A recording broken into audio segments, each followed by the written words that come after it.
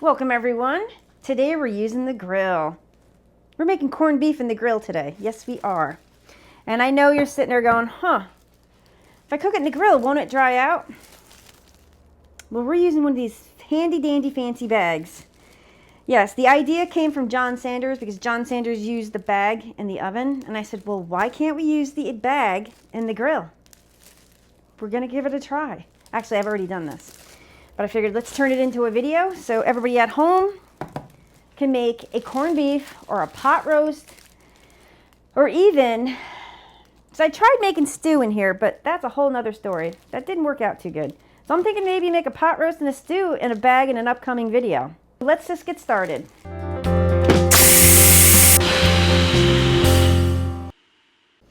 And I'm not gonna preheat. So I did get these oven bags. I actually got these at the dollar store. They're the large oven bags. They're not the turkey side. They're like the pot roast size. So let me crack this beer. It's the only beer I have in the house, so we're using a Pilsner.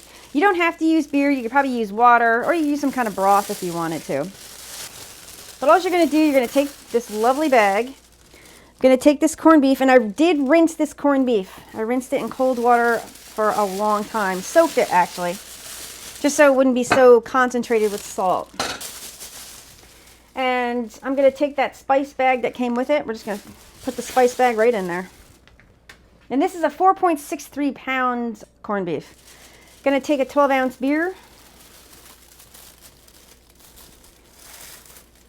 Just pouring it right in there.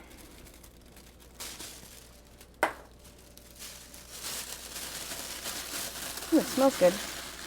I try to get this as tight as I can. I can really smell the beer. Holy mackerel. Let's get all the air out. Try to get all the air out of the bag. Just do your best. And what I did, I twisted it. And these bags come with these little zip ties. Just like this. I put that down as close to the bottom as I can. And you're going to zip tie it. I'm going to take a little maneuvering here. Goodness gracious. And just try to get that as tight as you possibly can. As far as we're going to go. And what I did, you don't have to do this, but I snipped that off. You can trim this as well, but what I did, I tucked it underneath like that when I put it into the grill, which I'll show you. So let's go over to the grill. Open up the grill. The roasting pan is in, as well as the splatter screen. So you're going to pick that corned beef up. I'm just going to place it right in here. Just like that. Make sure that's tucked. Because if you can't tuck that part, what you're going to have to do, you're going to snip this off. Now this is pretty high. This one's bigger than the last one I put in here. So what I did was, because this is going to poof. What I had to use last time, I had to use knives to hold, because this actually came out because it was poofing up.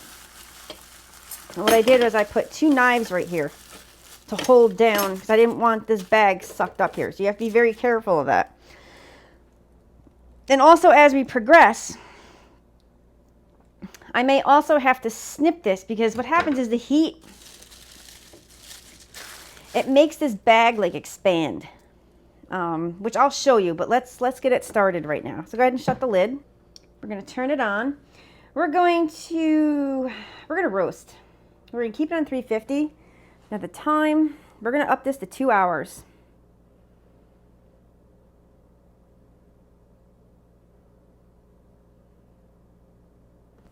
Oops, 205, doesn't matter. 2 hours. We're going to go ahead and hit start. I'm going to hit preheat, so we're overriding the preheating. Just like that. I'm going to come back in like 15 minutes and just show you, we're going to check to see if that bag is poofing. If it's poofing, then we have to snip it just a little bit so it doesn't get sucked up by the fan. All right, so just a few minutes ago I had a corned beef emergency. So I'm going to raise this up and I'm going to show you what I did. What happened was this thing poofed up so much. This is a much bigger piece of corned beef than what I cooked up the other day. So what's happening is it's shrinking this way and going this way. So it's a pretty high here. So I did go ahead and I put 2 holes right here. You see right there? I just snipped it. I just went snip and snip. And also this was pulled up as well. So the knives, I had to rearrange the knives. I mean, is this worth doing? I think it is, because it's kind of nice if you only have the grill that you can actually make a corned beef in here. Yes, you can air fry or air crisp it, but it tends to dry out. At least that's what I find. But everybody's different. But maybe go with a smaller, the corned beef I made the other day was it was smaller. It was around 4 pounds, 3 or 4 pounds. So I'm thinking probably a 3 or 4 pound corned beef would be best suited for this. This is almost a 5, I think it's 4.63. That's a 5 pound corned beef. So like I said, it's going in and going up. So I'm going to go ahead and lower it. I'm trying to think how much time has gone by. 25 minutes has gone by. So I knew it was going to do that. So that problem is taken care of. And I probably won't have to check it again. I probably won't check it until the 2-hour mark. So we have 1 hour and 37 minutes. I'll see you then. Unless something else pops up. If you do notice, because you can hear the fan. It's going pretty good in there. You hear it. So what I'm thinking is, if you hear it or if you notice something out of sorts, come back and check it. You know, walk by it. You know, you don't want to leave the house and leave this going. Just, you know, just check it when you can. We have only like a few minutes left on the clock, but I wanted to open this up. As you can see how it poofed up. And like I said, this one is actually much bigger. If you can find a 3 to 4 pound corned beef, because this one actually, it went in and up, because the one I did the other day was more flat. It was a smaller piece. Like this is, yeah, this really chunked up. Like, yeah, I can feel it. It's much different than the one from the other day. I am going to take a thermometer and stick this guy. Just put it right in there. All right, we're only 187, 180, 188. This one is much thicker than the one from the other day. So what I'm going to do is I'm going to tack on probably another 20 or 25 minutes. I'm going to go with the 25 minutes that I'm going to tack on. And yeah, because I have a feeling the fan is probably hitting the top of this one. And that's why it's so dark right there. Ow. Just be careful. Don't do what I'm doing. But we're going to let this go. I just wish I had the same corned beef from the other day. Let me see if this hits. No, it's not really hitting. It's just, ow. And watch out for the steam, because there is a slight hole in there, and the steam can be brutal. So I'm just going to lower the lid and let this cook for another 20 or 25 minutes. We have about 4 or 5 minutes left. Beautiful. I am going to take another temp on this. There we go. Almost, yep, 200. I wanted it like 200, 205. I wanted it greater than 200. This took about 2 hours and 25 minutes. I'm going to just leave it right here just for a second. Not for a second. I'm going to leave it in the bag probably for about 15, 20 minutes. I'm going to let it cool down right here, and then I'm going to transfer it from this bag onto a plate. And then I'm going to break the slicer out, not right away, because I made the mistake the last time. I sliced a hot corned beef up, and I didn't eat it to the next day, so it kind of dried out. So I'm going to do a little bit different this time. And I was going to make a sandwich, but I don't have any rye bread in the house, and I didn't run out for rye bread. So I am going to just slice this up for you guys, just so you can see how it did come out, and I'll do a taste test. So it's been about 15 minutes. I cannot stress this enough. This bag and the steam that is going to be in this bag is very, very dangerous. Steam is one of the worst burns. Yeah, I'm just going to leave it at that. So I would go ahead and put a glove on or a mitt on or something. What I'm going to do, I'm just going to take these scissors. I'm going to cut this bag open and let the steam escape. It's just please be careful doing this.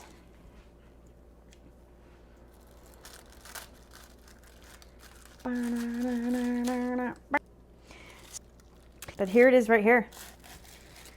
That's the corned beef. But I am just going to go ahead and pick it up. Once again, please be careful because of the steam. I'm going to place it right on the plate. All right, so I'm just going to cut a small portion off of here. I'm just going to cut it this way.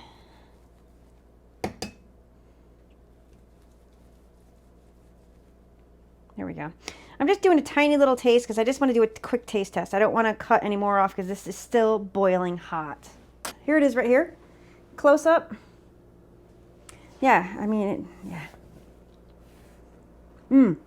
Falls right apart, look.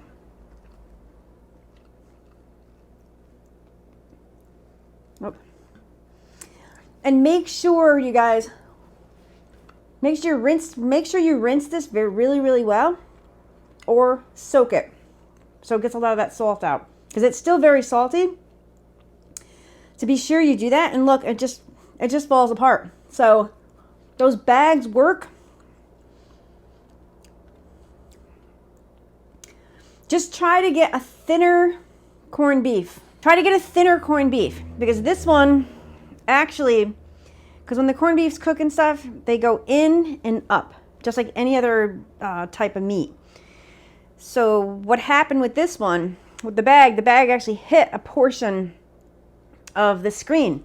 And also you have to make sure you check it in 15 or 20 minutes, because you're gonna have to do a couple snippety snips with the plastic bag, because what will happen, it'll poof up and create this like big air like a balloon, and it'll actually push the lid open on the grill.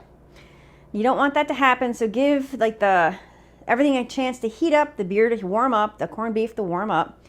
Keep track of it, check it like 15-20 minutes later, get in there, tuck what you have to tuck, snip what you have to snip. And the most important thing I found, because this corned beef was different than the last corned beef, this one was larger first off, and